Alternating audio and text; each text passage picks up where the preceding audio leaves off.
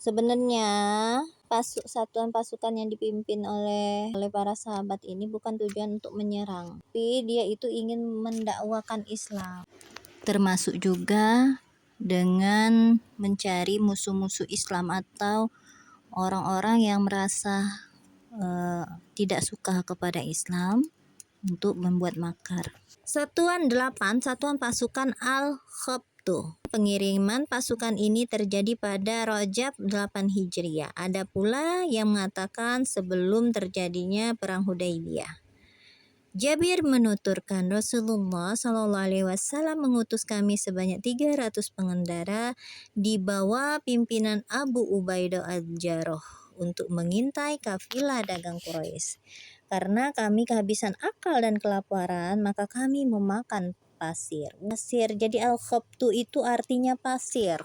Al-khabtu. Jadi pasukan itu karena nggak ada lagi makanan, kekurangan makanan, yang mereka makan adalah pasir. Lalu mereka menyembeli 3 ekor hewan tunggangan. Ya, orang-orang itu menyembeli 3 ekor hewan tunggangan. Setelah habis menyembeli 3 ekor lagi, begitu seterusnya hingga Abu Ubaidah menghentikannya. Di pinggir pantai kami mendapatkan ikan sejenis ikan paus hingga kami dapat memakannya selama setengah bulan hingga kami kenyang dan kondisi fisik kami kembali fit. Abu Ubaidah membawa tulang-tulang iga ikan itu dan menaikkannya di atas onta yang paling tinggi dan menyuruh seseorang di antara kami yang paling tinggi perawakannya untuk berjalan di samping onta itu. Dengan begitu kami menjadikan sisa-sisa dagingnya sebagai bekal perjalanan kami. Rahmat Allah untuk mereka ini berupa makanan kayak ikan paus tadi ya. Abu Ubaidah membawa tulang ikan itu dan menaikkannya di atas onta yang paling tinggi dan menyuruh seseorang di antara kami yang paling tinggi perawakannya untuk berjalan di samping onta itu. Dengan begitu kami menjadikan sisa-sisa dagingnya sebagai bekal perjalanan. Setiba di Madinah, kami menceritakan semua kejadian kepada Nabi. Lalu beliau bersabda, itu adalah rezeki yang diberikan Allah kepada kalian. Apakah masih ada sisa daging yang bisa kalian berikan kepada kami? Maka kami menyerahkannya kepada beliau. Nah, pada omongan ini menunjukkan bahwa kejadian itu sebelum terjadi peristiwa Hudaybiyah atau perang Hudaybiyah. Sedangkan orang muslim itu tidak lagi mengintai kafilah dagang Quraisy setelah perjanjian Hudaybiyah. Perang Bani Mustalik atau perang Al-Muraisi.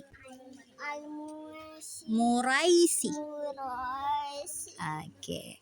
Jadi peperangan ini terjadi pada bulan Sya'ban. Sya'ban itu sebelum puasa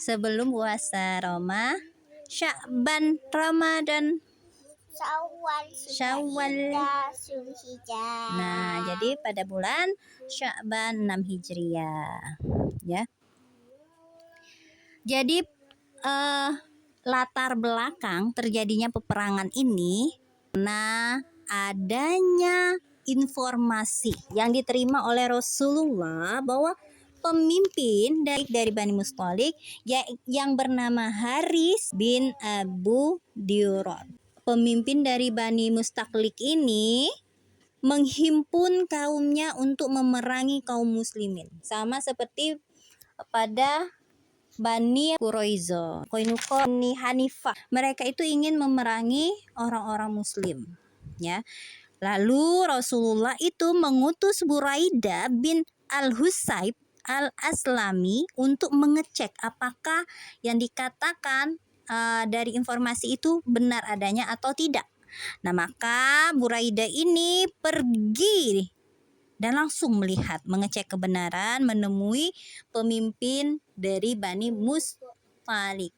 Mustalik yaitu Haris bin Abu Dirar. Maka setelah yakin akan informasi yang ada, maka Buraidah pun kembali untuk memberitahukan kepada Rasulullah, ya. Lalu Rasulullah pun menghimpun para sahabat dan cepat-cepat berangkat tepatnya 2 hari sebelum habis bulan Sya'ban, 27 ya, tanggal 27 Sya'ban.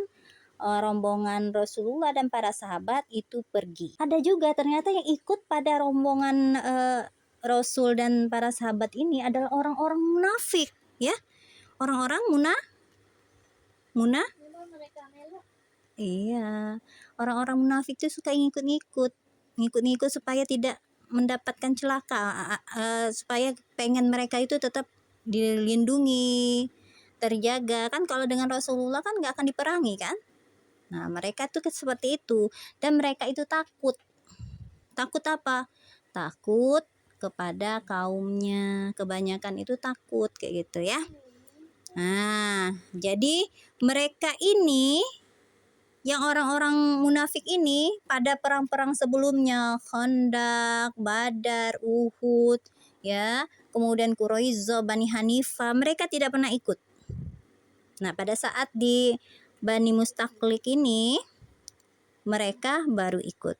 Urusan Madinah diserahkan kepada Zaid bin Harisah. Namun ada pendapat lain bahwa Madinah itu diserahkan kepada Abu Zar. Ada juga yang ngomong kepada Numailah bin Abdullah Al-Laisi. Nah, kemudian pemimpin dari Bani Mustaqlik tadi mengirim juga mata-mata. Jadi mata-mata juga ingin mengetahui apa yang terjadi pada orang-orang Islam, ya. Namun mata-mata yang dikirim oleh Al-Haris tadi berhasil ditangkap. Jadi mereka bisa nggak mengetahui apa yang terjadi? Tidak bisa. Nah, saat Al-Haris dan kaumnya mendengar keberangkatan Rasulullah dan terbunuhnya para mata-mata yang diutus tadi, maka Al-Haris tadi ketakutan. Lalu beberapa kabilah Arab yang ikut bergabung bersama Al-Haris akhirnya melepaskan diri. Mereka juga ketakutan bahwa pamor ya. Kehebatan kaum muslimin itu kan sudah banyak yang tahu. Jadi orang-orang yang tadinya bergabung untuk Bani Mustaqlik tadi akhirnya tidak mau bergabung, ya, melepaskan diri. Rasulullah pada saat itu tiba di Muraisi, sebuah mata air milik mereka di Kudaid. Jadi Rasulullah itu kalau untuk berperang pasti mendekati mata air, karena air adalah sumber kehidupan. Jadi untuk apa-apa mereka juga tidak banyak memikirkannya, ya. Orang-orang muslim bersiap untuk perang. Beliau membariskan mereka. Bendera muhajirin diserahkan kepada Abu Bakar, ya. Dua ya, muhajirin ansor. Muhajirin pada Abu Bakar dan ansor diserahkan kepada Sa'ad bin Ubadah. Jadi itu ya. Namun tak lama mereka sana ya, terjadilah pelepasan anak panah. Kemudian Rasulullah memerintahkan untuk melancarkan sekali serangan secara mendadak. Jadi semua itu lepas kayak gitu. Panah-panah itu lepas itu siap menyerang musuh kayak gitu secara serentak sama ya. Ternyata cara ini sangat efektif hingga pasukan muslim dapat menundukkan pasukan orang musyrik. Jadi karena siasat itu termasuk siasat Rasulullah itu, maka banyak dari pasukan musuh yang terbunuh, wanita dan anak-anak ditawan, binatang ternaknya dirampas. Sementara korban dari pihak kaum muslimin hanya satu. Korban ini dibunuh oleh orang Ansor karena mengira bahwa orang Ansor itu adalah pasukan orang-orang kafir. Jadi tidak sengaja karena terlalu banyak atau mungkin hiruk pikuknya peperangan itu membuat orang-orang sudah nyabut aja semuanya. Menurut Ibnu Qayyim, ini hanya dugaan sementara atau dugaan semata. Tidak ada pertempuran di antara mereka. Rasulullah hanya mengepung. Ini dari Ibnu Qayyim ya. Ibnu Qayyim ngomong bahwa di Mustaqlik tadi, di Bani Mustaqlik itu tidak ada pertempuran menumpahkan darah, Tapi orang-orang di sana dikepung dan orang-orang di sana menyerahkan diri. Nah, yang wanita dan anak-anaknya ditawan. Di antara tawanan itu ada Juwairiyah binti Al-Haris, pemimpin mereka. Dalam pembagian harta rampasan dan tawanan, Juwairiyah menjadi bagian dari Sabit bin Qais. Sabit ingin melepasnya dengan uang tebusan. Maka Rasulullah menebusnya lalu menikahinya. Nah, kan? Dinikahi Juwairiyah. Maka juga Umi pesan Juwairiyah nih istri Nabi. Nah, dalam perkawinan ini orang muslim membebaskan 100 orang dari Bani Mustalik yang telah masuk Islam.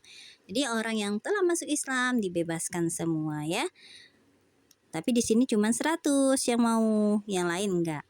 Orang-orang muslim berkata, mereka adalah besan Rasulullah. Ada beberapa peristiwa yang muncul pada masa perang ini, yaitu ulah dari Abdullah bin Ubay, orang munafik ya. Abdullah bin Ubay bin Salul serta rekan-rekannya.